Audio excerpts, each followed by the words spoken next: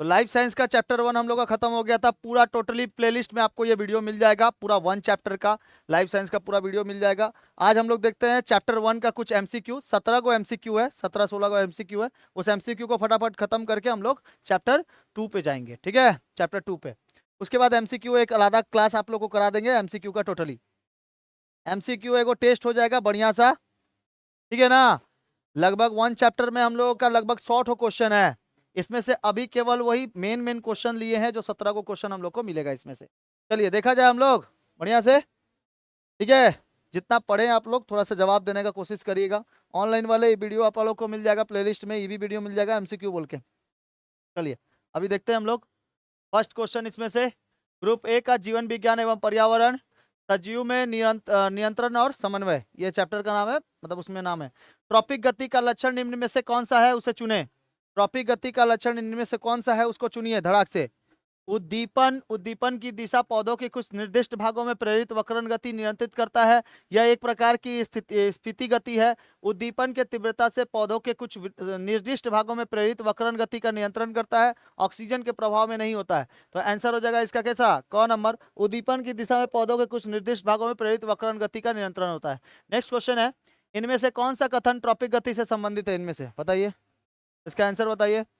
इनमें से कौन सा कथन जो है वो क ख क क्या है, क, क से कबूतर, क नंबर आंसर हो गया। यह एक वक्रता की प्रेरित गति है जिसमें उद्दीपन की दिशा द्वारा नियंत्रित किया जाता है। क्वेश्चन है आप लोग के किताब में, शायद होगा। अगला क्वेश्चन, सूर्य शिशिर नामक कीट भक्षी, सूर्य शिशिर संड्यू, सैंड्यू जो है नामक कीट भक्षी पौधे की पत्ती को रोम कीट के संपर्क में आते ही मुड़कर कीट को पकड़ लेता है। वो क्या है, सिस्मोनेस्टिक है, थर्मोनेस्टिक है, फोटोनेस्टिक है या केमोनेस्टिक्स है। तो कौन सा है, केमोनेस्टिक्स है। कुछ फूल सूर्योदय के बाद खिलते हैं और सूर्योदय के बाद बंद हो जाते हैं। फोटोनेस्टिक, सिस्मोनेस्टिक, केमोनेस्टिक या फिर थर्मोनेस्टिक। तो कौन सा हो जाएगा, फोटोनेस्टिक। फोटोनेस्टिक के द्वारा कुछ फूल, जैसे कोई कौन कौन से फूल, हुई मुई, सूर्यमुखी का पौधा। आर्द्र मिट्टी के ओर पौधे की जड़ की गति को कहते हैं, आर्द्र मिट्टी की ओर जाता है जब, तो पौधे की गति को क्या कहते हैं, हाइड्रोट्रॉपिक, फोटोट्रॉपिक, सिस्मोनेस्टिक गति या जियोट्रॉपिक गति। तो हाइड्रोट्रॉपिक, हाइड्रो मतलब आर्द्र, आर्द्र मतलब जहां पर पानी की मात्रा ज्यादा रहेगा, ठीक है।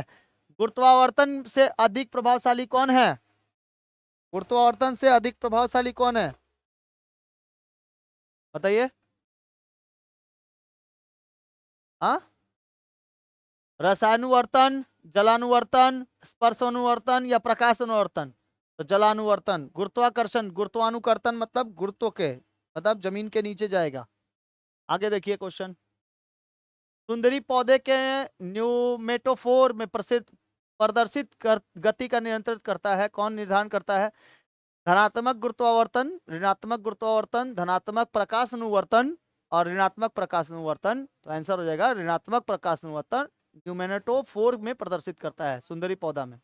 आगे है धनात्मक प्रकाश अनुवर्तन, जो पौधा का तना और शाखाएं सूर्य की ओर, प्रकाश की ओर क्या करती हैं, गति करती हैं, प्रकाश की ओर।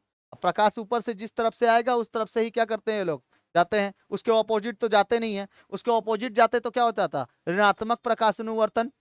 तो ये सूर्य के तरफ ही निकल जाते हैं, इसलिए क्या कहते हैं, धनात्मक प्रकाशनुवर्तन। पौधे में संवेदनशीलता की खोज किसने की थी, पेवलाव ने किया था, जेसी बोस ने किया था, डार्विन या वेंट ने किया था, जेसी बोस, जगदीश चंद्र बसु या बोस। ट्यूलिप में किस प्रकार की गति पाई जाती है, स्पर्शनानुकुंचन, रसायनानुकुंचन, उष्मानुकुंचन या फिर प्रकाशनुकुंचन। क्या हो जाएगा, उष्मानुकुंचन, ट्यूलिप में पाई जाती है। सूर्यमुखी का पुष्प तेज प्रकाश में खिलता है, यह डैश का एक उदाहरण है, कौन सा, प्रकाशनुकुंचन। तेज धूप, तेज प्रकाश में खिलेगा तो प्रकाशनुकुंचन होगा, ठीक है, तेज प्रकाश में, अगर धूप ऊप में होगा तो। अगला क्वेश्चन, निम्नलिखित में से कौन यंत्र पौधे में संवेदन को मापता है, वेरी इंपॉर्टेंट है, केस्कोग्राफ। पौधे में जितना भी संवेदन होता है उसको कौन मापता है, केस्कोग्राफ मापता है। केस्कोग्राफ की स्थापना किसने बनाया था इसको, जगदीश बसु ने। और इसी कैस्कोग्राफ से पता चला था कि पौधे में भी क्या होता है, जान होता है, ठीक है, जीवन होता है। आगे का आंसर क्या है, पौधे की जड़ और तना में गुरुत्वाकर्षण बल के कारण हुई अनुक्रिया को क्या कहते हैं, गुरुत्वानुकर्तन कहते हैं। गुरुत्वाकर्षण जिसमें आएगा गुरुत्वानुकर्तन मार देंगे। सजीवों की यह क्षमता जिसमें वातावरण में होने वाले परिवर्तनों का अनुभव कर उसका प्रतिचार करते हैं, उसे क्या कहा जाता है, उद्दीपन, उत्तेजनशीलता, समन्वय या गति, क्या कहते हैं उसको, उत्तेजनशीलता। पत्ती की टेक्टोकिस टेंटोकिसल्स किल्स गति कीटों के प्रतिचार में निम्नलिखित में से किस प्रकार की गति कराती है, वो कहलाती है रसायनुकुचन। सूर्योदय के समय खिलने वाले, सूर्यास्त के बाद बंद होने वाला फूल, सूर्यमुखी, है ना। रासायनिक पदार्थ की तीव्रता या सांद्रता के प्रभाव होने वाली गति, ट्रॉपिक गति, नास्टिक गति, सिस्मोनास्टिक, किस्मोनास्टिक, कौन सा, कीमोनास्टिक। रासायनिक पदार्थ के द्वारा अगर होता है तो कीमोनास्टिक, ठीक है, के प्रभाव को, पदार्थ की तीव्रता या सांद्रता के प्रभाव से होने वाली ये गति है। ये तुम लोग का नहीं है, इंटरनेशनल, बस इतना याद रखो, इंटरनेशनल कोर्ट ऑफ जस्टिस। देखते हैं चैप्टर 2, जीवन की निरंतरता, यही ना है, हाँ। चैप्टर 2 का नाम क्या है, जीवन की निरंतरता। देखेंगे ध्यान से, ध्यान से देखेंगे एकदम। जीवन की निरंतरता यानी कि जीवन हमेशा चलते रहता है, हमारे आसपास में भी जीवन हमेशा क्या रहता है, चलता रहता है ना। जैसे चींटी से चींटी का उत्पत्ति, घोड़ा से घोड़ा का उत्पत्ति, बाघ से बाघ की उत्पत्ति, शेर से शेर की उत्पत्ति, है ना। एक छोटे से छोटे जीव से जीव की उत्पत्ति अगर हो जा रही है तो वो क्या है, जीवन की निरंतरता है, ठीक है, वो आगे बढ़ता चला जा रहा है। इसमें सबसे मेन काम कौन निभाता है, डीएनए निभाता है। कौन, डीएनए। डीएनए का जो फुल फॉर्म होता है उसको कहते हैं deoxyribose nucleic acid, deoxyribose nucleic acid. Nucleic acid, nucleic का मतलब होता है न्यूक्लियस, न्यूक्लियस का मतलब होता है केंद्रक, केंद्रक के अंदर रहता है एसिड, केंद्रक के अंदर मिलता है डीएनए, केंद्रक के अंदर मिलता है डीएनए। हम लोग की जैसे कोशिका होती है, मानव कोशिका कैसे होती है, गोल होती है, ठीक है। अब इसको समझना है आपको, सबसे पहले आपको कोशिका के बारे में थोड़ा सा बता दें, कोशिका से फिर आगे बढ़ेंगे तो डीएनए बताएंगे, ठीक है। फिर उसमें कैसे जीन म्यूटेशन होता है, कैसे म्यूटेशन हुआ, आज भी हम लोग को क्यों बंदर दिखाई देते हैं, बंदर जबकि पूरे खत्म हो चुके थे और वही इंसान में बदले थे। हम लोग जानते हैं कि आज भी बंदर क्यों दिखाई देते हैं, काले मुंह वाला जो बंदर होता है उसको रिसेस बंदर कहते हैं, वो बंदर आज भी क्यों दिखाई देता है, बनमानुस आज भी क्यों दिखाई देते हैं, ठीक है। गोरिल्ला क्यों आज भी दिखाई देता है जबकि वो उसको भी बदल जाना चाहिए था। ये कैसे हुआ था, म्यूटेशन कैसे हुआ था, इसके बारे में पूरा पता करेंगे हम लोग, ठीक है। सबसे पहले आप सेल के बारे में समझ जाइए कि सेल क्या होता है।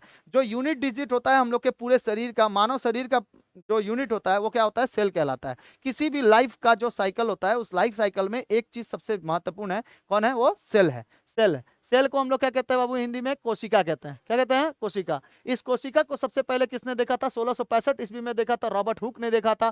किसने देखा था, रॉबर्ट हुक ने, रॉबर्ट हुक ने देखा था। किसमें देखा था, पेड़ की छाल में देखा था, लेकिन वो जो पेड़ की छाल थी वो मरी पड़ी थी, इसीलिए इन्होंने मृत कोशिका का खोज कर दिया। लेकिन सबसे पहले किसने देखा, रॉबर्ट हुक ने देखा। तो सबसे पहले याद रखेंगे आप लोग, माइक्रोस्कोप से खोज हुआ 1665 ईस्वी में, रॉबर्ट हुक ने खोज किया था। लेकिन यह कोशिका कैसी थी, मृत कोशिका थी। मृत कोशिका को नेक्रोसिस कहते हैं, क्या कहते हैं, नेक्रोसिस। जैसे सामने के तरफ में आपका अगर नाखून निकल जाता है तो उसको हम लोग काट देते हैं तो उससे कुछ दर्द होता है, नहीं, लेकिन अंदर में जाते हैं तो दर्द होता है। ये बहुत खतरनाक होता है। और ऊपर से कोनो झाल झाल सब्जी बना रहे बेटा, जल जला पर परा देगा एकदम बढ़िया से, ठीक है। कहीं पे कट जाता है तो जो कटे हुए मान लो कि इसे कट गया है तो वो क्या है, उसके अंदर जीवित कोशिका थी, लेकिन आपने मार दिया उसको।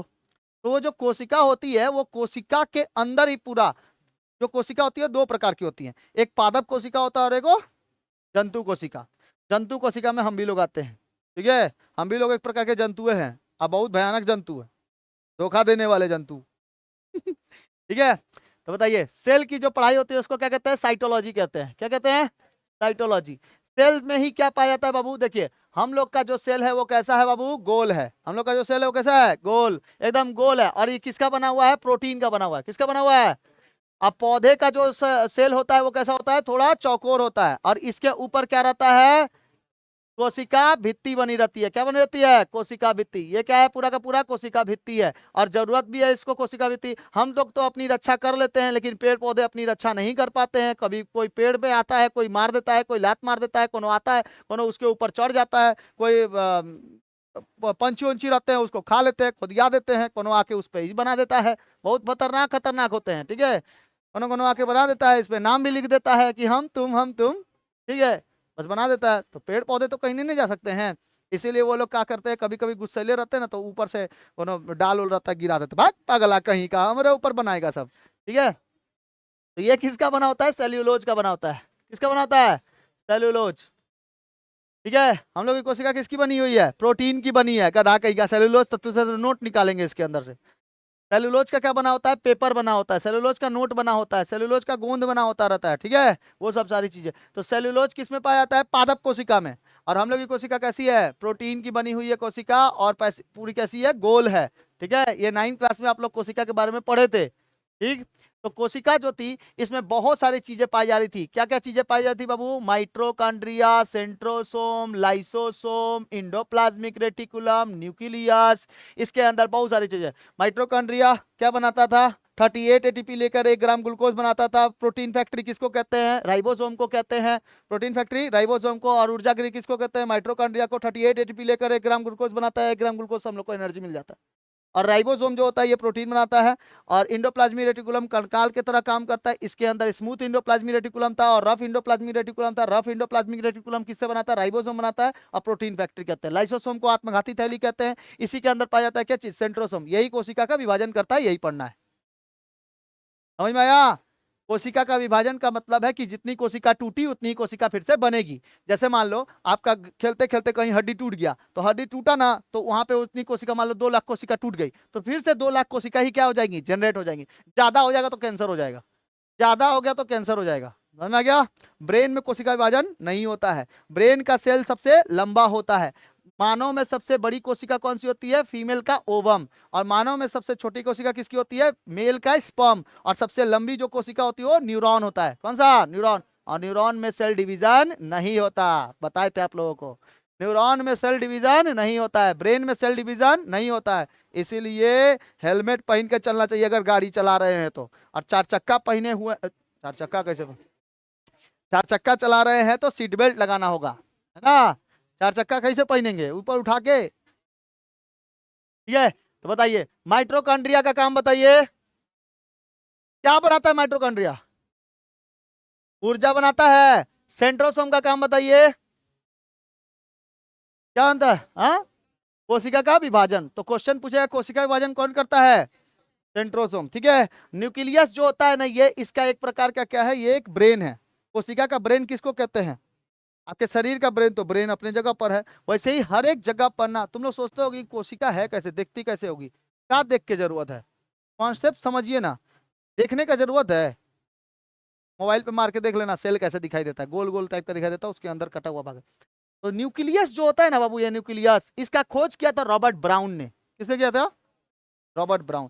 देखो मृत कोशिका का तो खोज कर दिया था रॉबर्ट हुक ने, और जीवित कोशिका का खोज 1674 में कर दिया था एंटोविन लीवेन हॉक ने। कौन है, ये हुक है, ये हॉक है, बड़ा अजीब अजीब नाम है। कोई भी छोटे चीजों को निकालने के लिए किसकी जरूरत होती है, हुक की जरूरत होती है ना, छोटा चीज। कोशिका वैसे भी दिखाई नहीं देता। कोशिका 2 प्रकार के होते हैं, प्रोकैरियोटिक सेल और यूकैरियोटिक सेल। प्रोकैरियोटिक सेल में वो होते हैं जो हम लोग को बहुत छोटे छोटे होते हैं, 70s के होते हैं। और यूकैरियोटिक सेल में यू यू यू यू ओ यू, ऑल आर यूकैरियोटिक सेल।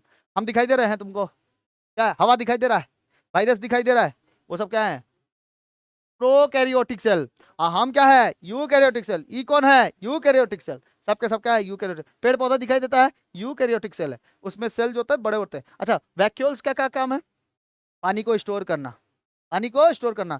सबसे ज्यादा बड़ा वैक्यूल्स किसमें है, पेड़ पौधे वाले में है, क्योंकि इसको पानी की सबसे ज्यादा जरूरत होती है। हम लोग सब पानी जहां मनता, लाओ रे भाई पानी लियो, पी लिए, ठीक है। लेकिन ये पेड़ पौधे कैसे मांगेगा, लाओ पानी लाओ, ऐसे थोड़ी मांगेगा, ये वो लोग नहीं बोल सकते हैं, लोग को समझना पड़ता है हम लोगों को, ठीक है। पेड़ पौधे बोल सकते हैं, पेड़ पौधे बोल सकते तो उसके ऊपर कोनो कभी चढ़वा ही नहीं करता एकदम, ऐसे लगता कि बाप रे बाप कोनो भारी भरकम आदमी है बैठा हुआ।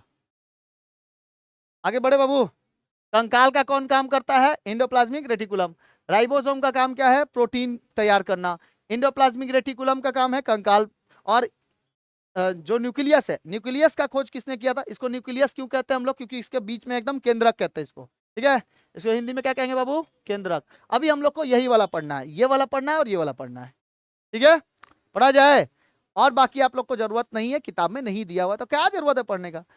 पृथ्वी पर जो मानव की उत्पत्ति हुई थी वो आज से लगभग 4.2 अरब साल पहले हुई थी।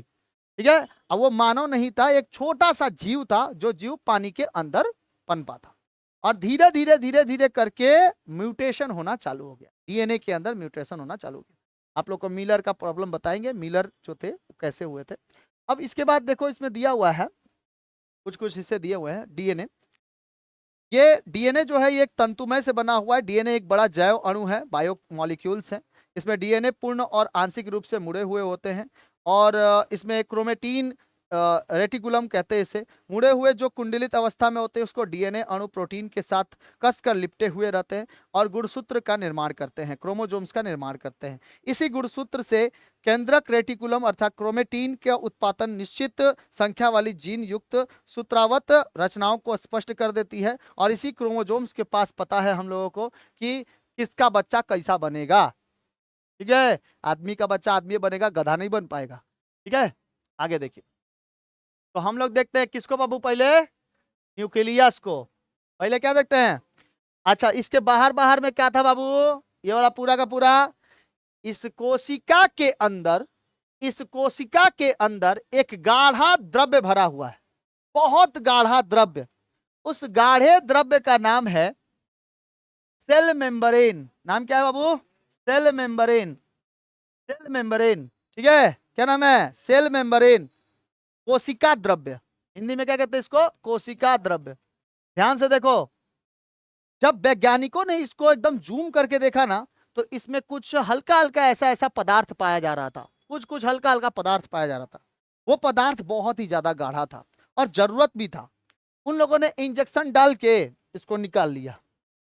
और जब न्यूक्लियस को जूम किया गया ना, तो इसके अंदर भी ऐसा ऐसा डबल डबल हिस्से का कुछ पाया जा रहा था, ऐसे ऐसे कोई कोई हिस्सा पाया जा रहा था।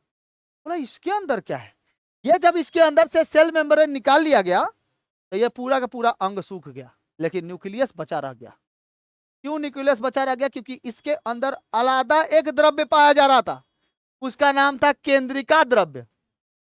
केंद्रक में पाया जाता है कौन सा द्रव्य, और सेल में पाया जाता है कौन सा मेम्ब्रेन, सेल मेम्ब्रेन या कोशिका द्रव्य। ठीक है, द्रव्य कहने का मतलब है कि एक गाढ़ा पदार्थ, जैसे आपके बैग में, आपके बैग में अगर लाओ, बैग लाओ, आपके बैग में हम चम्मच लोटा डोरी ये सब अगर डाल दें ऐसे करके, ठीक है, डाल दे और उसके बाद लेके बोले दौड़ो बाबू, तो ठन ठन ठन ठन ठन ठन बजने लगेगा, बजेगा ना। लेकिन एक गाढ़ा पदार्थ अगर मधु टाइप का कोई, जैसे क्या नाम है, हनी, कुछ हनी वगैरह टाइप का डाल दे अगर, तो वो क्या हो जाएगा, सब जगह अपने अलग अलग हो जाएंगे, तब तो टच नहीं ना करेगा कोई एक दूसरे से। अगर मान लो कि ये सब एक दूसरे से टच कर रहे हैं और टच करते करते करते कोनो लाइसोसोम से टकरा गया, लाइसोसोम बोलेगा बेटा मार रहा है जहां तहां से, एक काम करता फाड़ लेते अपने आप, ये अपने आप को हम फाड़ लेता है, इसलिए आत्मघाती तैली कहते हैं इसको। ये आत्मघाती तैली है, फाड़ लेता है अपने आप को, फाड़ेगा तो पूरा कोशिका ही नष्ट हो जाएगा। अब बेचारा ये लोग कुछ किलो नहीं रहता है फिर भी नष्ट हो जाएगा। तो इससे अच्छा है कि सभी कोई के अंदर में क्या भर दिया जाए, एक ठो गाढ़ा पदार्थ भर दिया जाए। वो गाढ़े पदार्थ को हम लोग क्या कहते हैं, कोशिका द्रव्य। और अगर केंद्रक के अंदर भरती है तो क्या कहलाएगा, केंद्रिका द्रव्य। क्या कहलाएगा, केंद्रिका द्रव्य। इन दोनों को मिला के हम लोग का जीवन निर्धारण होता है, इस दोनों को मिला के क्या कहते हैं हम लोग, जीव द्रव्य कहते हैं। क्या कहते हैं, जीव द्रव्य। इंग्लिश में कहते हैं प्रोटोप्लाज्म। क्या कहते हैं बाबू, प्रोटोप्लाज्म। इसको कहते हैं क्या चीज, न्यूक्लियोप्लाज्म। और इसको क्या कहते हैं, cell membrane. Cell membrane, nucleoplasm और प्रोटोप्लाज्म, याद रहेगा। प्रोटोप्लाज्म किससे मिलाकर, दोनों को मिलाकर, सेल प्लाज्म और केंद्रिका। ठीक है, प्रोटोप्लाज्म जीव द्रव्य कहते हैं। ध्यान से सुनो, हम लोग की कोशिका कैसी है, गोल है। इसमें जो न्यूक्लियस है ना, ये न्यूक्लियस ही पूरा का पूरा ब्रेन है, किसका, कोशिका का। अब इसको जब जूम करके देखा गया तो ये सूखा हुआ नहीं था, इसके अंदर भी कुछ ऐसा ऐसा ऐसा ऐसा हिस्सा पाया था, करोड़ों में ऐसा लाखों में ऐसे पाया जा रहा था। ठीक है, अलग अलग करके पाए जा रहे थे, अलग अलग करके। तो इसको जब जूम करके निकाला गया ना, तो कुछ ऐसा सलाई रिंच टाइप का दिखाई दिया।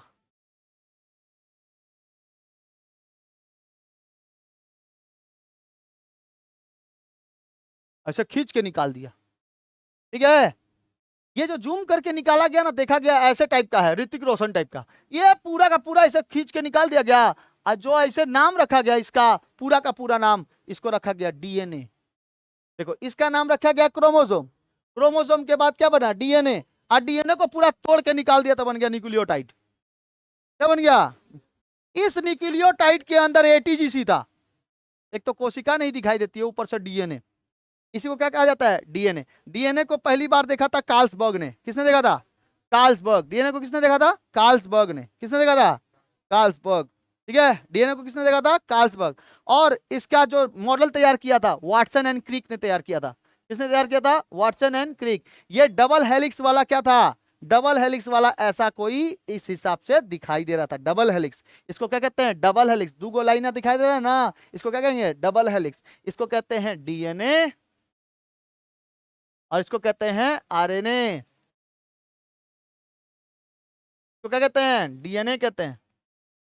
डीएनए से डीएनए बनाया सकता है, आरएनए से डीएनए बनाया सकता है, डीएनए से आरएनए बनाया सकता है, दोनों ही बन सकते हैं। ठीक है, डीएनए से डीएनए बन सकता है। अरे आपके मम्मी पापा से डीएनए किसको मिला है? आपको मिला है। समझ में आया? तो कोई कोई का चेहरा देखना एकदम मैचिंग खाता है पापा मम्मी से, कोनो कोनो का मैचिंग नहीं खाता, लगता है पड़ोसी से आया है। समझ में आया कि नहीं आया? तो ये कंडीशन हो जाता है डीएनए का। ये देखो, इसको क्या कहते हैं? आरएनए। इसको क्या कहेंगे? डीएनए। आरएनए का फुल फॉर्म होता है राइबोज न्यूक्लिक एसिड। दोनों के दोनों किस में होते हैं? न्यूक्लियस में होते हैं, इसीलिए न्यूक्लिक एसिड कहा जा रहा है। समझ में आ गया? आगे बढ़े, देखिए आगे। तो बताइए, न्यूक्लियस का खोज किसने किया था? रॉबर्ट ब्राउन ने। क्रोमोजोम्स को पहली बार देखा था वाल्डेयर ने। किसने देखा था? वाल्डेयर ने। और पहली बार कार्लसबर्ग ने देखा था किसको? डीएनए को। लेकिन उसका मॉडल तैयार करके दिया था वाटसन एंड क्रिक। तो अगर कहीं ऑप्शन में आएगा वाटसन एंड क्रिक तो उसी पे टिक लगाइएगा। ठीक है, बोलेगा कि डीएनए का खोज किसने किया था? वाटसन एंड क्रिक में अगर लिखा रहेगा ऑप्शन में तो लिख दीजिएगा। कार्लसबर्ग अगर लिखा रहेगा तो कार्लसबर्ग पे मारिएगा, तब वाटसन क्रिक में मत मारिएगा। ठीक है, वाटसन क्रिक ही दिया रहेगा ऑप्शन में, हमेशा वाटसन एंड क्रिक ही दिया रहेगा कि उसका खोज या फिर उसका मॉडल तैयार करके दिया था किसने? Watson and Crick. यहां पे लिख दे हम वाटसन एंड क्रिक। क्रिक, बस क्रिक। ठीक है, क्रिक। बोलिए, कोई दिक्कत है? किसी को दिक्कत? बताइए। न्यूक्लियस का खोज रॉबर्ट ब्राउन। Robert brown. कोशिका का खोज रॉबर्ट हुक। जीवित कोशिका की मृत कोशिका, मृत कोशिका। जीवित कोशिका का खोज एंटोविन लिवेन हॉक 1674 और 1665 में रॉबर्ट हुक ने मृत कोशिका का खोज। ठीक है, किससे देखा था? माइक्रोस्कोप से देखा। कहां देखा था? पेड़ की छाल में देखा। अच्छा, ये जो था इसका खोज किसने किया था? ब्राउन ने किया था, ब्राउन। ठीक है, रॉबर्ट ब्राउन। और वाल्डेयर ने किसका खोज किया था? क्रोमोजोम्स। वाल्डेयर ने क्रोमोजोम्स। और डीएनए का खोज कार्लसबर्ग। अब पूरा का पूरा ये डीएनए निकाल के रख दिया, मॉडल तैयार कर दिया वाटसन एंड क्रिक। ठीक है, और इसी के अंदर जीन पाया गया। क्या पाया गया? जीन। ये जो हिस्सा आपको एक से एक दूसरे तक दिखाई दे रहा है ना, जीन, इसी को हम लोग क्या कहते हैं? जीन। जीन का खोज किया था जोहानसन ने। किसने खोज किया था? जोहानसन। जीन का खोज, जीन का खोज जोहानसन। जोहानसन। जीन का खोज किसने किया था बाबू? जो के किया था जोहानसन। जीन का खोज किसने किया? जोहानसन। ठीक है, इसको जब टान के निकाला ना तो इसमें भी कुछ कुछ चीजें मिली।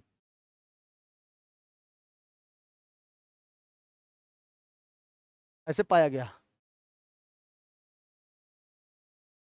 ऐसे ऐसे बहुत सारी चीजें ऐसे ऐसा लाइन लाइन टाइप का दिखाई दिया। ठीक है, ऐसे लाइन लाइन टाइप का दिखाई दिया।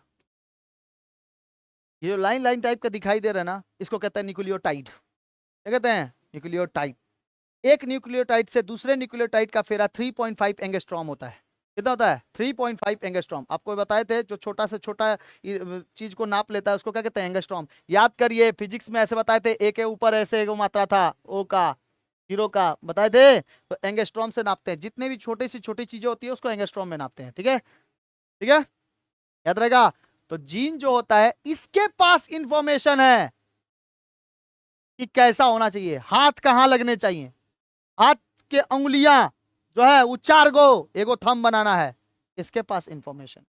और ये इंफॉर्मेशन मिला किससे? मम्मी पापा से मिला। और क्रोमोजोम्स का जब निकाला गया तो क्रोमोजोम्स की संख्या कितनी निकली? 46।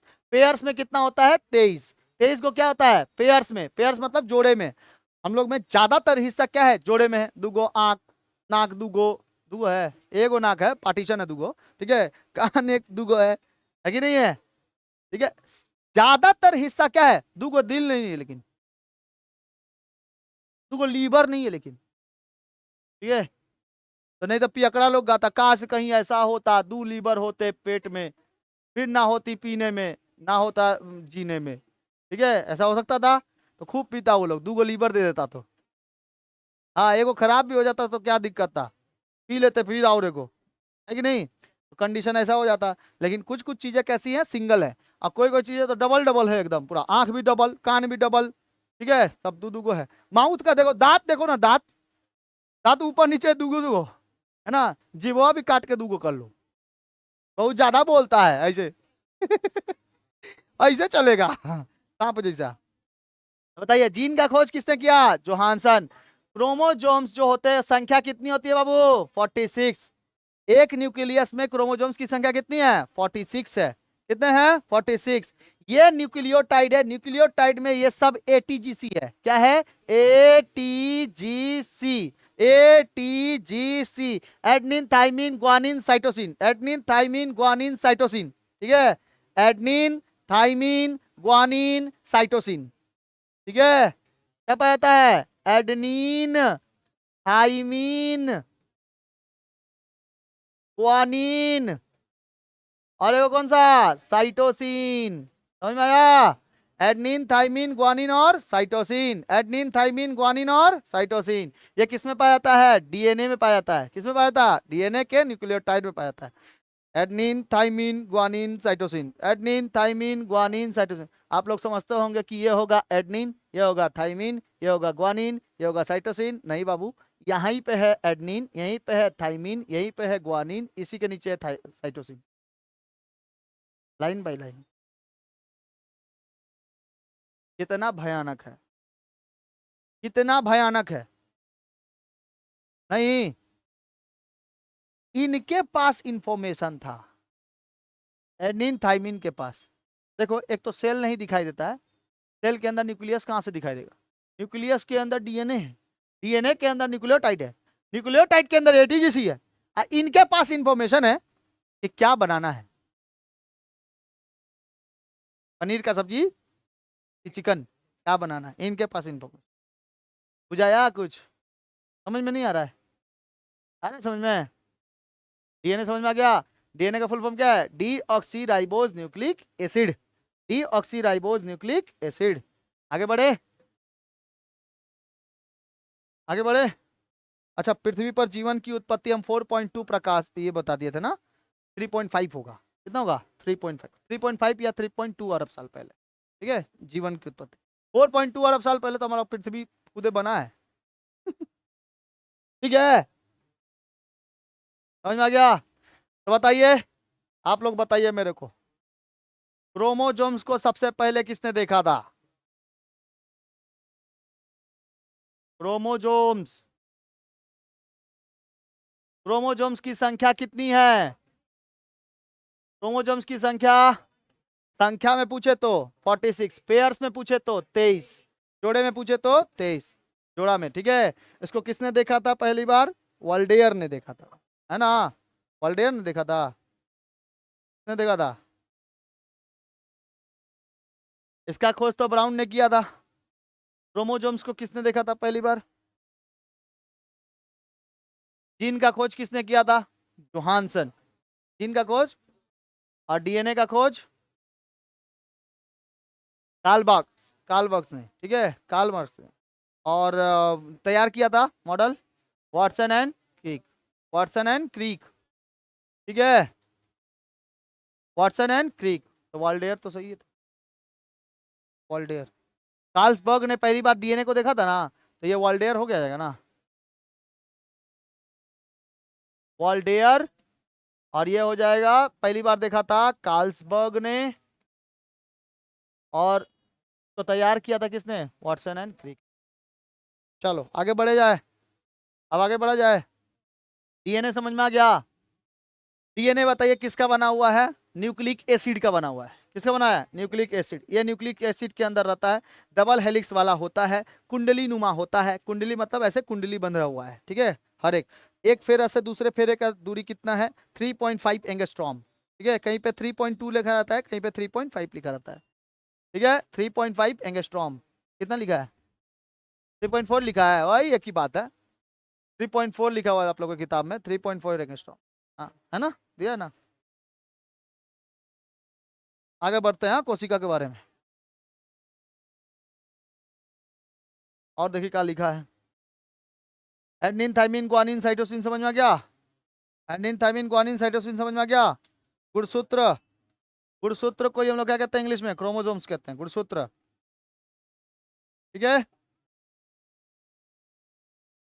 समझ में आ गया? बताइए।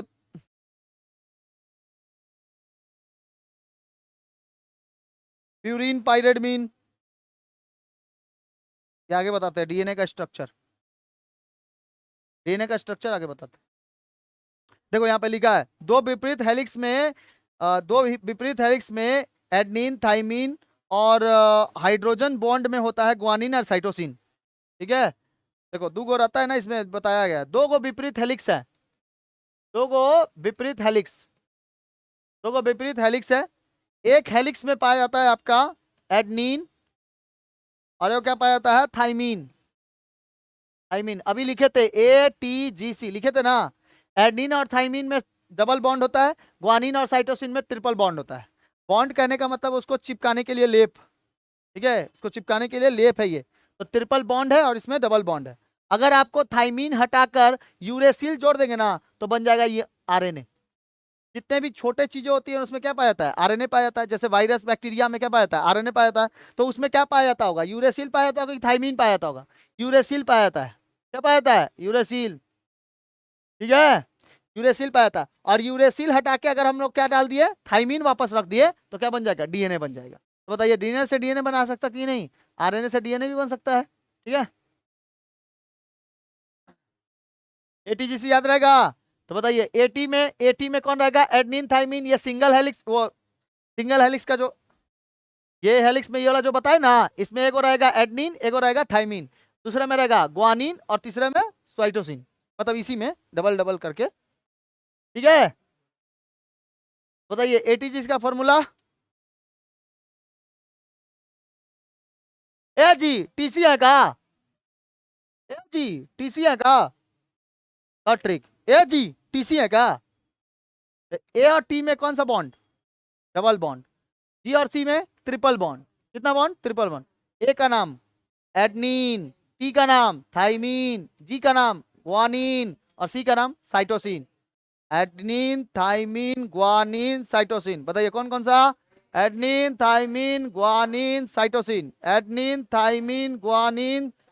एटी में कौन सा बॉन्ड? एटी में कौन सा बॉन्ड? Double bond. जीसी में कौन सा बॉन्ड? Triple bond. कितने बॉन्ड? ट्रिपल। क्रोमोसोम्स की संख्या 46, संख्या में पेयर्स में 23, संख्या में 46, ठीक है। संख्या में कितने होते हैं? 46 होते हैं।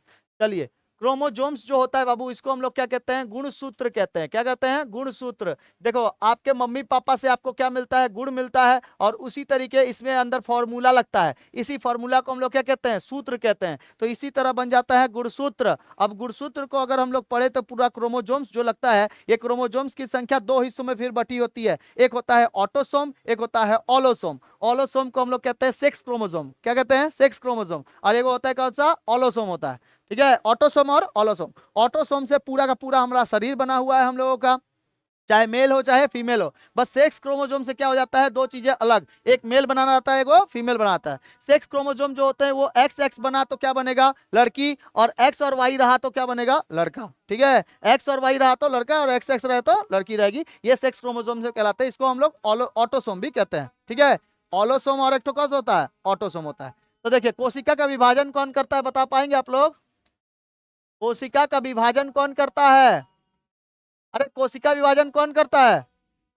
कोशिका विभाजन आज पढ़ना हम लोग को सेल डिवीजन के बारे में, ठीक है। उसके बाद डीएनए का एक टोटली स्ट्रक्चर आपको बना के दे देंगे, आप लोग को वो समझ में आ जाएगा पूरा स्ट्रक्चर। एक होता है नाइट्रोजन, नाइट्रोजन बेस, उसके बाद उसके अंदर आता है एटीजीसी, ठीक है, अलग अलग बेस हैं।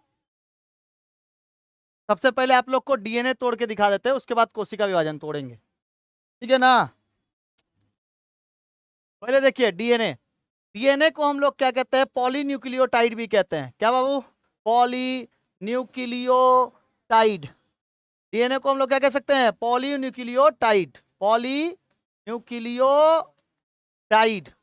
अरे बहुत सारा अगर कोई चीज हो जाता है ना, तो उसको क्या कहते हैं, पॉली कहते हैं। क्या कहते हैं, पॉली। जैसे बहुत सारा थीन को जोड़ देंगे तो पॉलीथीन, बहुत सारा टेक्निक को जोड़ देते हैं तो पॉलीटेक्निक, समझ में आया? हाँ, पॉली का मतलब बहुत सारा होता है। जैसे बहुत सारे थीन को जोड़ देंगे तो पॉलीथीन, बहुत सारे टेक्निक को जोड़ दें तो पॉलीटेक्निक, बहुत सारे जीडी को जोड़ दें तो पॉली जीडी, पॉली पॉली। ठीक है, तो डीएनए जो होता है, डीएनए को हम लोग पॉलीन्यूक्लियोटाइड भी कह सकते हैं। क्या कह सकते हैं, पॉलीन्यूक्लियोटाइड। बहुत सारे न्यूक्लियोटाइड से मिलकर बना होता है। पॉलीन्यूक्लियोटाइड को हम लोग दो हिस्सों में तोड़ सकते हैं। कितने हिस्सों में, दो हिस्सों में। एक होता है न्यूक्लियोसाइड, न्यूक्लियोसाइड। एक क्या होता है, न्यूक्लियोसाइड, और एक होता है फास्फोरस। क्या होता है बाबू, फास्फोरस। फास्फोरस नहीं रहेगा तो चिता ही नहीं जलेगी। कोई मर जाता है ना तो उसके अंदर फास्फोरस रहता है बहुत ज्यादा। अगर बहुत जल्दी ज्यादा फास्फोरस रहा तो वो क्या हो जाएगा, जलेगा बहुत जल्दी से। हड्डियों में क्या रहता है, फास्फोरस रहता है। तो बताइए, पॉलीन्यूक्लियोटाइड को कितने हिस्सों में तोड़ सकते हैं, दो, न्यूक्लियोसाइड और फास्फोरस। न्यूक्लियोसाइड और फास्फोरस को इधर ही रहने दो। न्यूक्लियोसाइड को हम लोग दो हिस्सों में तोड़ सकते हैं। कितने हिस्सों में, दो हिस्सों में। ठीक है, कितने हिस्सों में बाबू, दो हिस्सों में। एक को तोड़ सकते हैं शुगर, और एक को तोड़ सकते हैं आपका नाइट्रोजन बेस। नाइट्रोजन बेस, यही वाला किताब में आप लोग को दिया हुआ है, नाइट्रोजन बेस। किसमें तोड़ सकते हैं बाबू, नाइट्रोजन बेस। बताइए, डीएनए को हम लोग तोड़ सकते हैं दो हिस्सों में, न्यूक्लियोसाइड और एगो फास्फोरस। फास्फोरस इधर ही खत्म हो जाएगा। न्यूक्लियोसाइड दो हिस्सों में, शुगर और एक तो नाइट्रोजन बेस। शुगर और नाइट्रोजन, ठीक है। अब शुगर कहने का मतलब है कि इसमें आपको मिलेगा आरएनए और एगो क्या मिलेगा, डीएनए। आरएनए और डीएनए क्या है, एक प्रकार का शुगर बेस है। कौन सा बेस, शुगर बेस। और एगो कौन सा मिलेगा, नाइट्रोजन बेस। एगो शुगर बेस में आ जाएगा आरएनए डीएनए, और नाइट्रोजन बेस में आ जाता है हम लोगों का प्यूरिन एंड पाइरेडमीन। क्या होता है, प्यूरिन एंड पाइरेडमीन। प्यूरिन और पाइरेडमीन। इसके अंदर में होता है ATGC। अब इसमें बॉन्ड होता है डबल बॉन्ड, इसमें बॉन्ड होता है ट्रिपल बॉन्ड। समझ में आ गया, समझ में आया? अरे समझ में आया कि नहीं,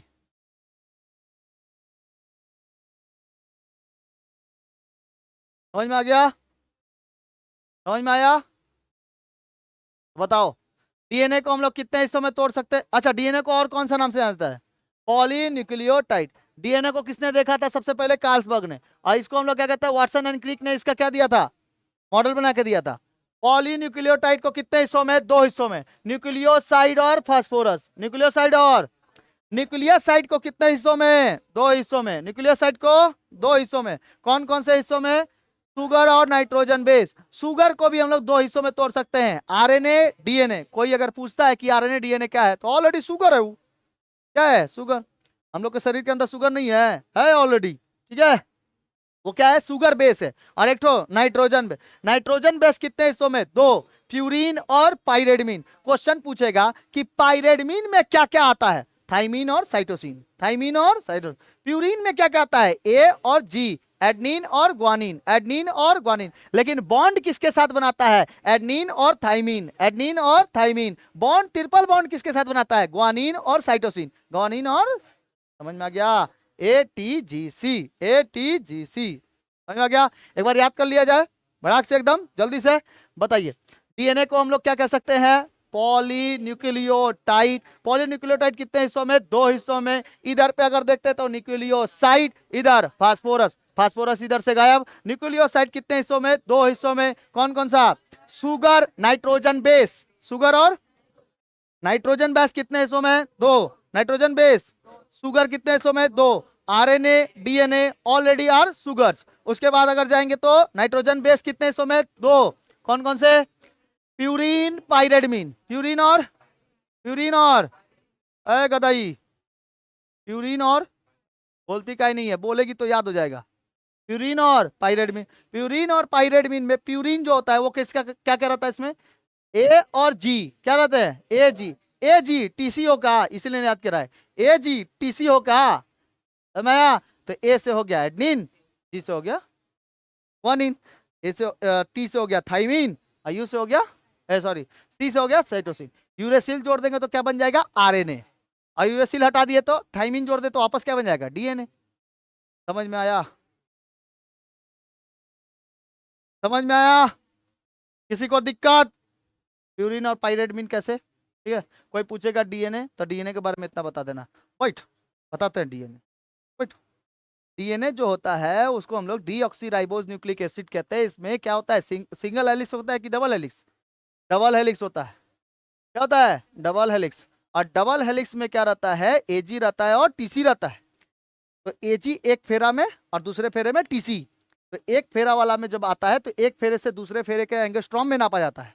एक फेरा से दूसरा फेरा कितना एंगस्ट्रॉम में, कितना 3.5 एंगस्ट्रॉम या 3.4 एंगस्ट्रॉम, या कहीं कहीं दिया जाता है 3.2 एंगस्ट्रॉम। तो तीनों बता देना, ठीक है। अब बोलना कि डीएनए, बैठो चाय वाय लो, हम तुमको बताते हैं डीएनए क्या है। डीएनए को हम लोग डीऑक्सीराइबोज न्यूक्लिक एसिड कहते हैं, पॉलीन्यूक्लियोटाइड भी कहते हैं। पॉलीन्यूक्लियोटाइड दो हिस्सों में बटे हुए रहते हैं, नाइट्रोजन बेस और किसमें, तो नाइट्रोजन बेस और किसमें, फास्फोरस में। नाइट्रोजन बेस दो हिस्सों में टूट जाता है, हाँ न्यूक्लियोसाइड, सॉरी न्यूक्लियोसाइड। न्यूक्लियोसाइड कितने हिस्सों में, दो हिस्सों में टूट जाता है। दो हिस्सों में नाइट्रोजन, सुगर और नाइट्रोजन बेस, सुगर और नाइट्रोजन बेस। नाइट्रोजन बेस दो हिस्सों में टूट जाता है, pyrene and purine and pyrimidine. Purine जो टूटता है वो एजी में टूटता है और पाइरेडमिन टूटता है टीसी में। हो गया, adenine thymine guanine cytosine. Adenine thymine guanine और क्या जोड़ देने से आरएनए बन जाएगा, थाइमीन को हटाकर यूरेसिल, थाइमीन को हटाकर, ठीक है ना। जितने भी माइक्रोस्कोपिया होते हैं उस सब में क्या मिलता है बाबू, जितने भी माइक्रोस्कोपिया होता है उस सब में क्या मिलता है, आरएनए। और जो यूकैरियोटिक सेल होते हैं उसको डीएनए। तुम कहाँ खोई हुई है, कैसे जन्म हो गया, ऐसे ही जन्म हुआ है कब का, बुझाया? खोई है का पढ़ा रहे बेमतलब का डीएनए आरएनए, मतलब लग रहा है ना ये सब। एग्जाम में जब आएगा ना तो आप लोग का पेन बहुत जल्दी जल्दी चलेगा, इतना वादा हम करते हैं। आप लोग को समझ में आएगा कि नहीं हम कुछ ना कुछ तो पढ़े हैं, ठीक है। पेन बहुत खटाखट चलेगा। दूसरा कोई सोचते रह जाएगा बेटा डीएनए आरएनए, हमको समझ में नहीं आ रहा डीएनए आरएनए। जो पढ़ा रहेगा उसी को आएगा भाई, जो पढ़ेगा उसी को आएगा। देखिए बाबू, सेल डिवीजन, सेल डिवीजन, ध्यान से देखिए। आज दो को कैसो ना कैसो खत्म करेंगे। सेल डिवीजन, सेल डिवीजन जो होता है, कोशिका विभाजन कौन करता है, सेंट्रोसोम करता है। कौन करता है, सेंट्रोसोम। सेंट्रोसोम, सेंट्रोसोम क्या करता है बाबू, सेल डिवीजन करता है, कोशिका का विभाजन करता है। कोशिका विभाजन मानव में तीन रूप से होता है। एक होता है असूत्री विभाजन, एक होता है समसूत्री विभाजन, एक होता है अर्धसूत्री विभाजन। असूत्री विभाजन, समसूत्री विभाजन, अर्धसूत्री विभाजन। ए माइटोसिस, माइटोसिस, मियोसिस। ए माइटोसिस, माइटोसिस, मियोसिस। कितने प्रकार के, तीन प्रकार के। कितने प्रकार के, तीन। एक को बताइए, ए माइटोसिस, ए माइटोसिस। एक होता है माइटोसिस, माइटोसिस, और एक होता है मियोसिस। कौन सा सिस बाबू, ठीक है। इसको हम लोग क्या कहते हैं, असूत्री विभाजन। इसको कहते हैं समसूत्री विभाजन। और इसको कहते हैं अर्धसूत्री विभाजन, अर्धसूत्री विभाजन। कोई दिक्कत, कोई दिक्कत, बोलिए। विभाजन कितने प्रकार के, हाँ कोशिका विभाजन कितने प्रकार के, तीन प्रकार के। कौन कौन से, ए माइटोसिस, माइटोसिस और मियोसिस। नहीं है किताब में, ए माइट नहीं है, अभी आएगा। अभी बोलेगी तुम इंटरफेज, प्रोफेज, मेटाफेज, एनाफेज, ये ला दिया है सर, यह है। ए माइटोसिस, माइटोसिस नहीं देगा, ऐसा हो ही नहीं सकता है। देखो यहाँ पर, और नहीं दिया है तो कोई बात नहीं, हम ही तो लिखे हैं, छोड़ो हटाओ। सेल डिवीजन कितने प्रकार के, कौन कौन से, ए माइटोसिस, माइटोसिस एंड मियोसिस। ये माइटोसिस जो होता है असूत्री विभाजन, इसमें कोई भी हम लोग का काम नहीं लगता है। ये उसी के तरह हालत है जो छोटे छोटे माइक्रोस्कोपियो होते हैं। असूत्री विभाजन हम लोग में नहीं होता। ये किस में होते हैं? 70s में होता है। कितने एस में? 70s। और ये दोनों किस में होता है? 80s में होता है। अब 80s वाले को जिसको कहते थे यूकैरियोटिक, और ये तो प्रोकैरियोटिक जैसा लक्षण लिया है कि नहीं लिया है? असूत्री विभाजन मतलब कोई सूत्र उत्र काम करने का जरूरत नहीं है। इसमें एक सेल एक मदर सेल दो गो डॉटर सेल में बदल जाती है। एक मदर सेल दो डॉटर सेल में क्या होती है? बदल जाती है। फिर ये डॉटर सेल मैच्योर होती है, और मैच्योर होने के बाद फिर ये दो गो सेल में बदल जाती है। ये भी मैच्योर होगी, फिर दो गो सेल में बदल जाएगी। फिर यहां से एक डॉटर सेल दो गो डॉटर सेल में आएगा। देखो ये मैच्योर होकर मदर सेल बनी ना, मदर सेल से ये किसमें? दो गो डॉटर सेल में बदल जाएगी। फिर ये मैच्योर होगी, फिर दो गो डॉटर सेल में बदल जाएगी। ये तो उसी के तरह हालत है ना जैसे कोरोना वायरस का था। 1 घंटा पहले 1 लाख था, 4 घंटा बाद 4 लाख हो गया, 5 लाख हो गया, 10 लाख, ऐसे कैसे सुनाई दे रहे थे ना कि उसके अंदर कोरोना वायरस बहुत खतरनाक बैठा है। उसका कोनो सूत्रीय काम नहीं करता है बेटा। एक मदर सेल होता है, दो डॉटर सेल में बदल जाता है। बहुत खतरनाक बढ़ता है ये। ठीक है, तो ये लक्षण किसके हैं बताइए? असूत्री वाला जो लक्षण है वो किसके हैं? वायरसेस में पाए जाएंगे। किसमें पाए जाएंगे? वायरस में। बहुत जल्दी जल्दी फैलते हैं वो लोग। ठीक है, तो बताइए कोरोना वायरस में, कोरोना में कौन सा विभाजन हो रहा था? कोरोना में कौन सा? असूत्री विभाजन। एक मदर सेल दो गो डॉटर सेल में बदल जाती है। ऐसे बीच में से कट जाता ही है, दो गो हो जाता है। आटा, आटा का लोइया जानते हो? आटा का लोइया मम्मी बनाती है, तो कभी कभी आटा का लोइया बड़ा हो जाता है, तो उसको ऐसे ऐसे ऐसे ऐसे करते करते नीचे से ऐसे काट देती हैं। ऐसे लिया के चिपका दे, ज्यादा हो गया था, फिर रख के उसके बाद बेल देती हैं। होता है कि नहीं होता है? हाँ, मम्मी को रोटी बनाते हुए देखे हो? लोइया ज्यादा बड़ा हो जाता है तो पता नहीं कौन सी दुनिया में रहते हो। देखा है तुम? हाँ, उसी तरह ये भी कट जाता है। ठीक है, मेच्योर हो जाता है। जो सेल मेच्योर हो जाता है ना, बड़ी हो जाती है, वो सेल कट के निकल जाती है, दो गो डॉटर सेल में बदल जाता है। एक मदर सेल दो गो डॉटर सेल में अचंबित होकर बदल जाती है, उसको हम लोग क्या कहते हैं? असूत्री विभाजन। ये किसमें होता है? वायरसेस में होता है, बैक्टीरिया में होता है। ठीक है, थोड़ा सा जोरन देते हो, देखते हो खट्टा दही थोड़ा सा देते हो, पूरा दूध फाड़ के रख देता है, दही बना देता है। दूध से दही कितना जल्दी बन जाता है? लैक्टिक एसिड है ना, इसमें क्या रहता है? लैक्टिक एसिड रहता है। ठीक है, देखो माइटोसिस जो होता है बाबू, इसको हम लोग क्या कहते हैं? समसूत्री विभाजन। समसूत्री का मतलब होता है, समसूत्री विभाजन का मतलब होता है जितनी कोशिका टूटी उतनी ही कोशिका बनेगी, जितनी कोशिका मरी है उतनी ही कोशिका बनेगी। ये समसूत्री विभाजन हम लोग के शरीर में होता है। इसमें फेजेस होते हैं। कितने फेजेस होते हैं? 5 फेजेस होते हैं। कितने हैं? आप लोग की किताब में 4 को दिया है, लेकिन हम एगो एक्स्ट्रा बताएंगे। इंटरफेज, सबसे बड़ा फेज क्या होता है? Interphase, prophase, metaphase, anaphase, telophase. कौन कौन सा phase? Interphase, prophase, metaphase, anaphase, telophase. 4 को आप लोग की किताब में दिया है प्रोफेज से। कहां से दिया है? प्रोफेज से। अरे उसका हम कण कण जानते हैं बाबू, कण कण जानते हैं कि कहां पे क्या क्या दिया है। ठीक है, रख दो वो सब। इंटरफेज, प्रोफेज, मेटाफेज, एनाफेज और टीलोफेज। बताइए फेजेस का नाम बताइए जल्दी से, 5 गो। नहीं बताया? मिंटो फ्रेश बोलता है। मिंटो फ्रेश का आएगा? मिंटोस, दिमाग की बल्ती जला दे। समसूत्री विभाजन क्या हम लोग में होता है? नहीं होता है, हम ही लोग में होता है। बताइए कैसे ना? समसूत्री विभाजन कहाँ होता है? हम ही लोग।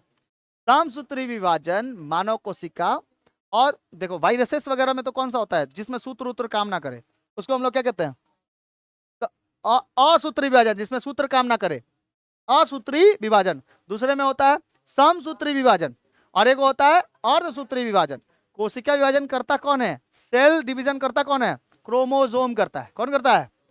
क्रोमोसोम कर दिया। क्रोमोसोम करने के पश्चात उसको 3 हिस्सों में बांट दिया जाता है, एक असूत्री, समसूत्री और अर्धसूत्री। समसूत्री विभाजन जो होता है, इसमें 5 गो फेजेस में उसको काम लगता है। 5 गो फेजेस। वो 5 गो फेजेस में कैसे एक कोशिका दो गो कोशिका में बदल जाती है? कैसे भाई? हम लोग को क्रोमोसोम्स कितने चाहिए? 46 को चाहिए ना। अगर एक ही को क्रोमोसोम्स रहेगा तो पूरा का पूरा शरीर बनेगा नहीं, बनेगा? क्रोमोसोम्स 46 के 46 चाहिए। ठीक है, 46 होने चाहिए, लेकिन मम्मी पापा से कितने होने चाहिए? आधा आधा मिलने चाहिए। नहीं तो बेटा 46 दोनों से मिल गया, 46 46, तो जैसी भी बराबर हो जाएगा बच्चा। समझ में आया कि नहीं आया? बच्चा जैसी भी बराबर हो जाएगा ना, तो क्या इतना चाहिए? आधा आधा चाहिए। तो अर्धसूत्री विभाजन, समसूत्री का मतलब होता है जितनी कोशिका टूटेंगी उतनी कोशिका फिर से बनेंगी। ठीक है, अब ये 5 फेजेस में होता है। सबसे बड़ा फेज जो होता है वो कौन सा होता है? इंटरफेज। कौन सा? इंटरफेज। मध्य वाला जो फेज है ना, वो अध्ययन के लिए, सुविधा के लिए है, तो कहते हैं मेटाफेज। कौन सा? मेटाफेज। सबसे छोटा होता है एनाफेज। कौन सा? सबसे छोटा एनाफेज। समझ में आ गया? इसमें सबसे इंपॉर्टेंट आप लोग को समझना है, इंटरफेज में इंटर होता है, यानी समसूत्री विभाजन इंटरफेज में इंटर होता है। इंटर होने के बाद प्रोफेज में मिलता है, प्रोफेज से पूरा का पूरा वो गठन होना चालू हो जाता है।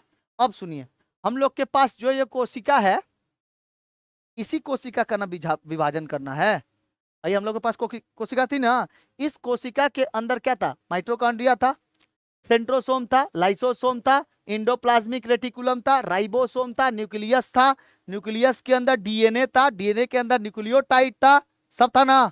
इस सबको तो विभाजन करना होगा ना, तो सबका अलग अलग तरीके से विभाजन नहीं करके एक ही में समसूत्री विभाजन होता है, और ये काम बहुत ही जल्दी जल्दी होता है। देखो, सबसे पहले कोशिका एंटर करेगी इंटरफेज में, इंटरफेज। प्रोफेज में ना ये मेच्योर होना चालू होगी। कौन सा? मेच्योर। मेच्योर होगी, बड़ी होगी। ठीक है, प्रोफेज में। प्रोफेज के बाद मेटाफेज में एक तरकु तंतु बनता है। क्या बनता है? तरकु तंतु। इसको हम लोग कहते हैं स्प्लिंडर फाइबर। स्प्लिंडर फाइबर। ठीक है, एक्चुअली में बनना यहीं से चालू हो जाता है, प्रोफेज से ही, और बनते बनते कहां चल जाता है स्प्लिंडर फाइबर? मेटाफेज में। और मेटाफेज में लगना तैयार हो जाता है। देखो, बनना तैयार कहां से होता है? प्रोफेज में। अब मेटाफेज में ना सारे कोशिकाओं पे लगना तैयार हो जाता है। लगना कहने का मतलब है, कैसे बताएं,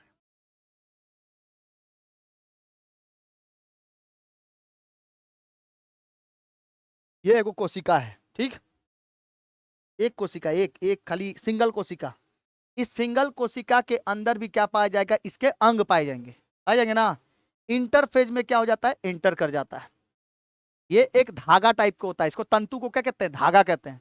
ये एक धागा टाइप का होता है जिसको कहते हैं इंग्लिश में क्या कहते हैं? स्प्लिंडर फाइबर। ध्यान से समझो बाबू, ये ना इसके ऊपर लगना चालू हो जाता है, ऐसे ऐसे लगता है। क्यों लगेगा बोलो तो? इसको अलग करने के लिए, क्योंकि अर्धसूत्री विभाजन में कैसा होना है? आधा आधा होना है। अर्ध का मतलब ही क्या है? आधा। ठीक है, अगर 46 को चल गया तो दू दू को हाथ हो सकता है। 46 के 46, मान लो कि मम्मी मम्मी में कितना? 46। देखो, दोनों मम्मी हो चाहे पापा हो, दोनों में कितने क्रोमोसोम्स पाए जाते हैं? दोनों में 46 पाए जाएंगे। लेकिन जब उसके बच्चे संतान होंगी ना अब, तो उसमें कितना पाया जाएगा? आधा पाया जाएगा। आधा आधा मिलके उसको 46 बनाएगा। अब 46 का आधा कितना? 23। तो पापा जी से कितना मिल जाएगा? 23। और मम्मी से कितना मिल जाएगा? 23। दोनों मिला के क्या बनाएंगे? 46। तब एक बच्चे का पूरा अच्छे से गठन हो पाएगा। समझ में आया? अब सुनो ध्यान से, ये हमारे पास एक कोशिका है, इस कोशिका को एंटर कराएंगे कहां पर? इंटरफेज में। इंटरफेज के बाद, फेज का मतलब क्या होता है? एक परीक्षा। ये लोग परीक्षा दे रहा है, सुन लो, समझ लो। इसके ऊपर क्या लगेगा? इसके ऊपर एक स्प्लिंडर फाइबर। किस फेज में? प्रोफेज में। प्रोफेज में स्प्लिंडर फाइबर लगना तैयार हो जाता है। हाँ, अब मेटाफेज में पूरा लग के परिपक्व हो जाता है, कि मतलब अब हमको विभाजन करना है। समझ में आया? ये किस फेज में लग के पूरा तैयार हो गया? देखो, ये इंटरफेज, सबसे बड़ा फेज कौन सा? इंटरफेज। प्रोफेज में स्प्लिंडर फाइबर बना, अब बन के लग गया। अब पूरे के पूरे बढ़िया तरीके से किस फेज में लगा? मेटाफेज में। ठीक है, और एनाफेज में कोशिका के अंगों को, सारे के सारे अंगों को ध्रुवों की ओर लेके जाता है। ध्रुवों की ओर मतलब पोल के साइड लेके जाता है एनाफेज में। एनाफेज में जो रहता है ना, ये पोल के साइड। देखो मेरे पास, इधर देखो, ये हम लोग की मान लो कोशिका हो गई। कोशिका के ऊपर ये इंटरफेज हो गया बड़ा सा। अरे ये कोशिका, इसको तोड़ेंगे तबे ना होगा, गधाई कहीं।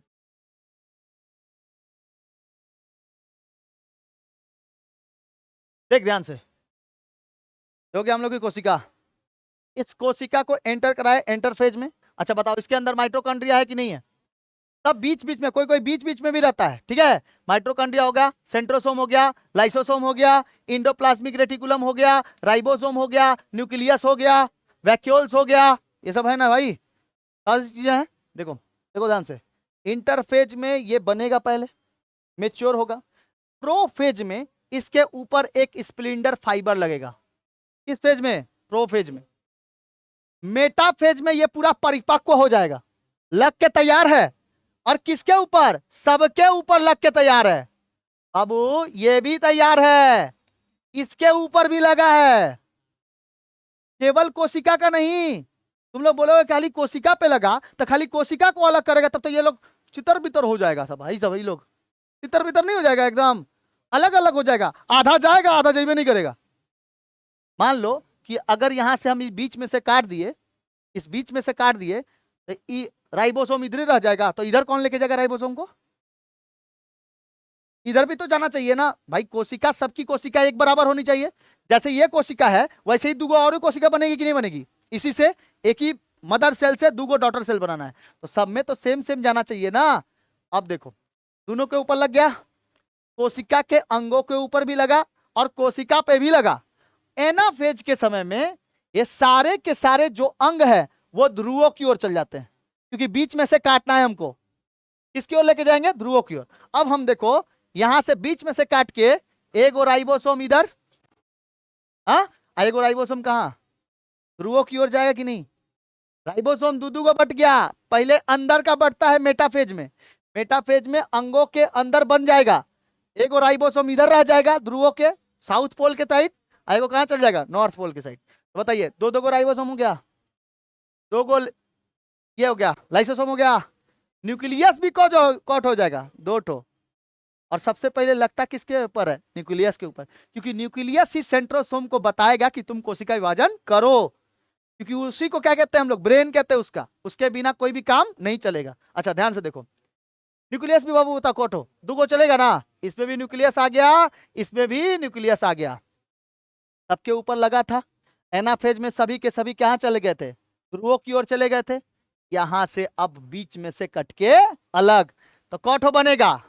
दो ठो बनेगा। समझ में आया? जितने कंडीशन में, इस वाले कंडीशन में जितना भी, मान लो कि ये 1 नंबर है, ये 2 नंबर है, ठीक है, इसमें जितना भी कोशिका के अंग जाएंगे सेम टू सेम किसमें पाए जाएंगे? इसमें पाए जाएंगे। टीलोफेज में क्या हो जाता है? कोशिका पूरा विभाजन हो जाता है टीलोफेज में, ठीक है। जैसे आप डायरेक्ट 10th क्लास में नहीं ना गए, एक एक फेज कर करके आए हैं, 1 क्लास 2 क्लास 3 क्लास, वैसे ही ये भी लोग क्लास करके जाता है पूरा का पूरा।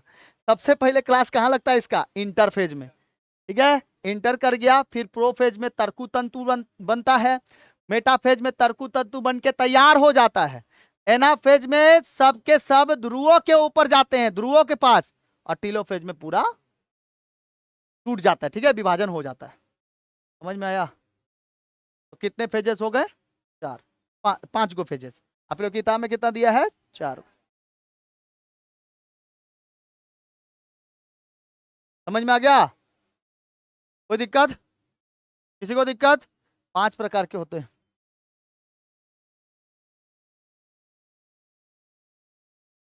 सबसे बड़ा फेज इंटरफेज, और सबसे छोटा फेज एनाफेज।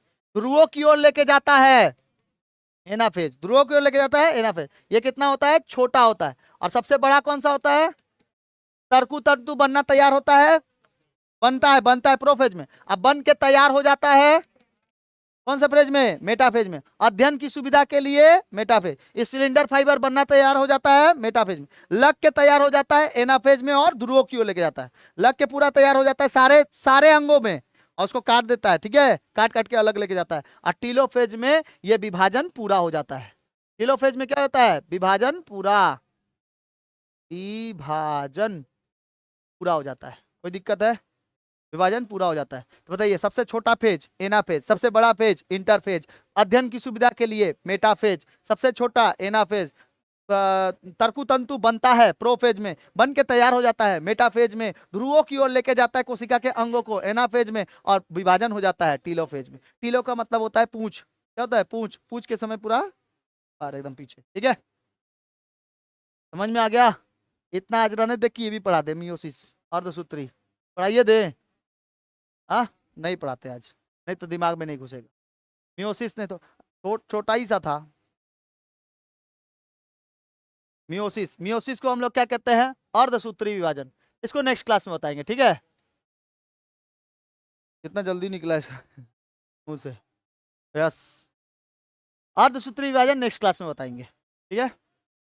चलिए, अर्धसूत्री विभाजन यहाँ तक याद रखना। हम लोग को क्या बताना है इसमें? अर्धसूत्री पढ़ना है। ये 5 को फेजेस याद रहेंगे।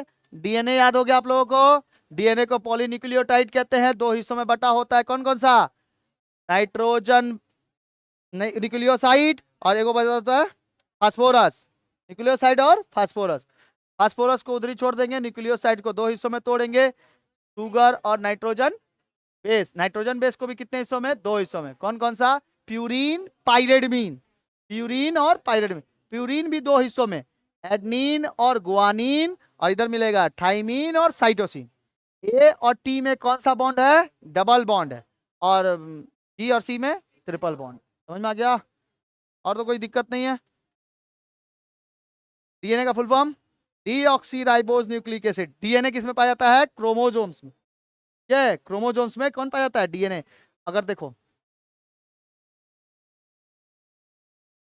ये न्यूक्लियोटाइड को अगर हम इसमें बंद कर दे जिलेबी नुमा में, तो क्या कहलाएगा? डीएनए कहलाएगा। इसको बंद कर दे इसमें, तो क्रोमोजोम्स। क्रोमोजोम्स कहाँ रहता है? न्यूक्लियस। और न्यूक्लियस कहाँ रहता है? कोशिका में। समझ में आया? हाँ?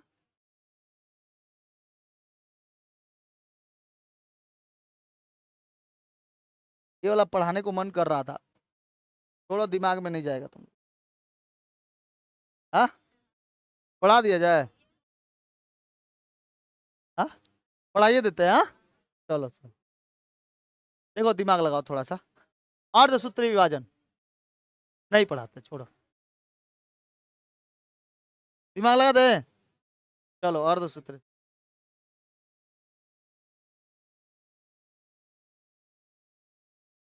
पढ़ाइए देते, हटाओ। अर्धसूत्री विभाजन किसमें किसमें होगा बाबू? मेल में भी होता है और फीमेल में भी होता है। मेल और फीमेल दोनों में होता है, ठीक है। मेल को हिंदी में कहते हैं पुरुष, और इसको कहते हैं महिला। महिला डिब्बा है, में कोई नहीं चढ़ेगा देखो, पुरुष जो होता है, देखो पुरुष में भी कितने क्रोमोजोम्स? 46। इसमें भी कितना क्रोमोजोम्स? 46, ठीक है। 46 को क्रोमोजोम्स होते हैं। इसी क्रोमोजोम्स के पास हम लोग के पास क्या है? इंफॉर्मेशन है। हम लोगों का इंफॉर्मेशन किसके पास है? इन्हीं क्रोमोजोम्स के पास है। देखो, इसमें भी इसमें होते हैं ऑटोसोम और ऑलोसोम।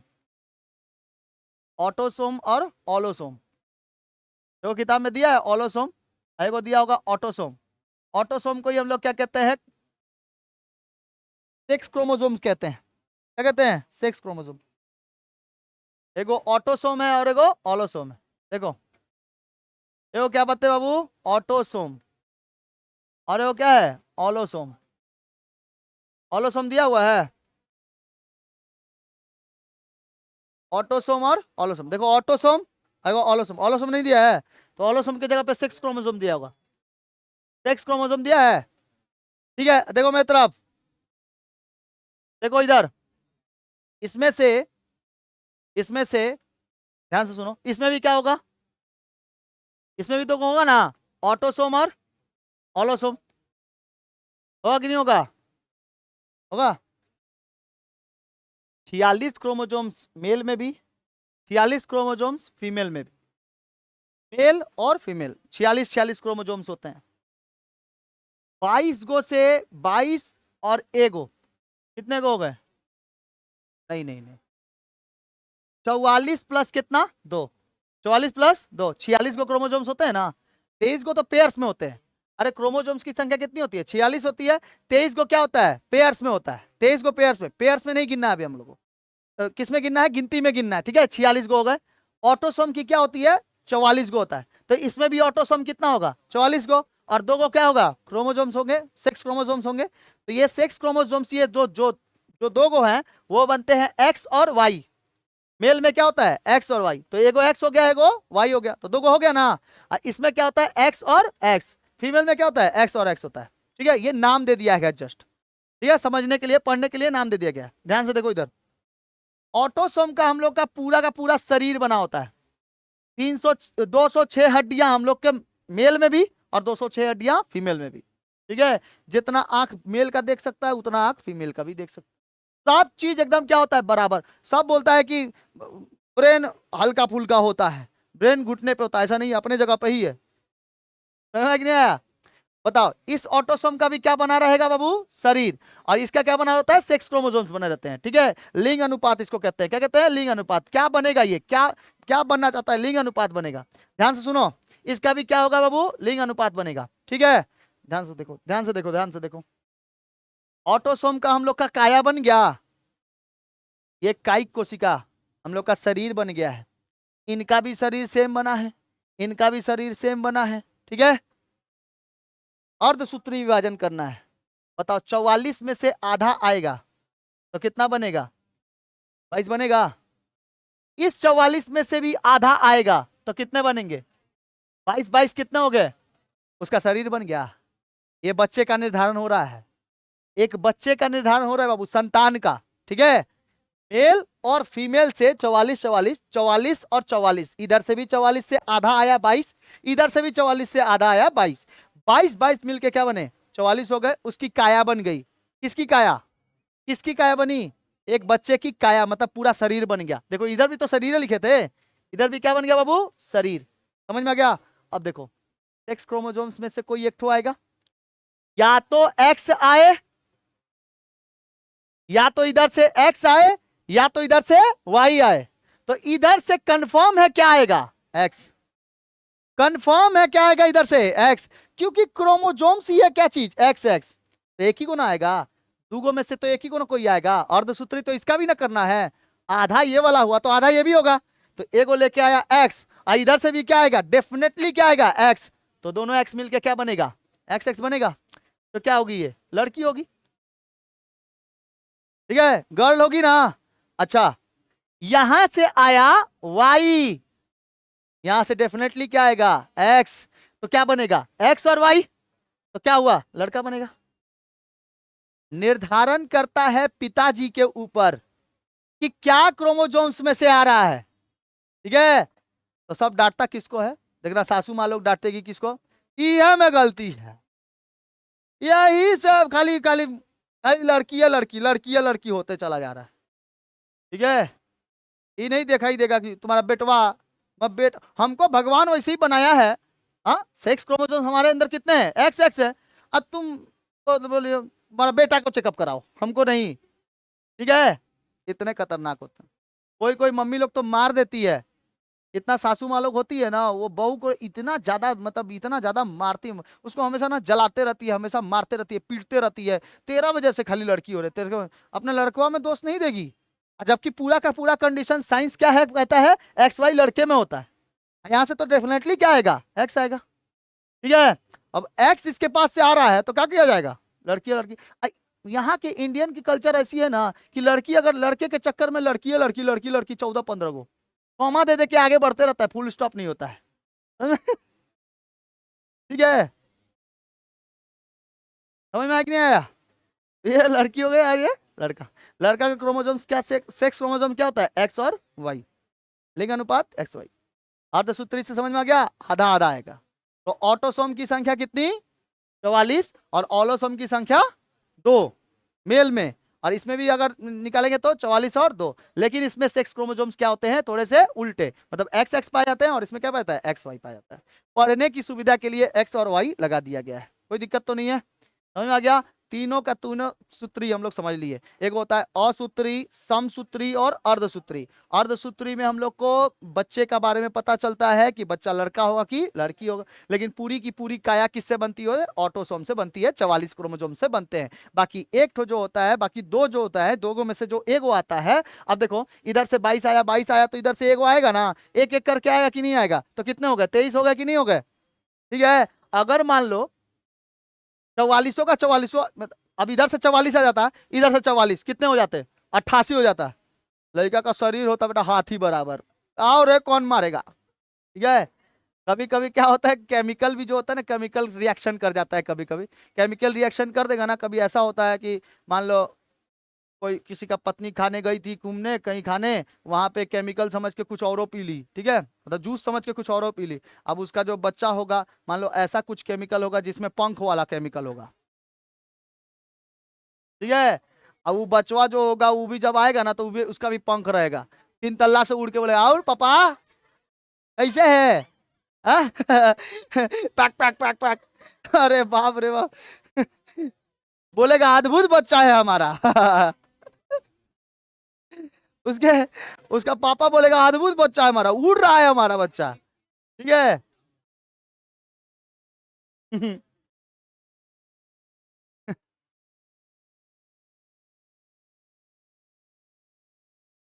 है कोशिका के अंग, एनाफेज में, गुड। छोटा, सबसे छोटा एनाफेज, सबसे बड़ा एंड।